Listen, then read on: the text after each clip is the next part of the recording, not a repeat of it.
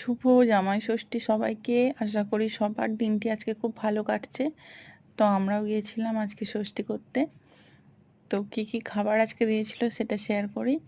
অনেক রকমের ভাজা ছিল, মাছের ডিমের বড়া ভাজা, আলু ভাজা, পটল ভাজা, কুমড়ো ভাজা, মাছ ভাজা, এখানে দই মিষ্টি দু রকমের, আচ্ছা মুগের ডাল, আচ্ছা পটল ভাজাও ছিল, আর করলা ভাজাও ছিল, আর মাছের মাথা দিয়ে ঘন ঘন করে মুগ ডাল, মাটন হয়েছিল, আর মাছ তোমার হচ্ছে মাছের ঝাল হয়েছিল, আর দই মিষ্টি, দই আর দু রকমের মিষ্টি। তো আমি ডালটা খুবই পছন্দ করি।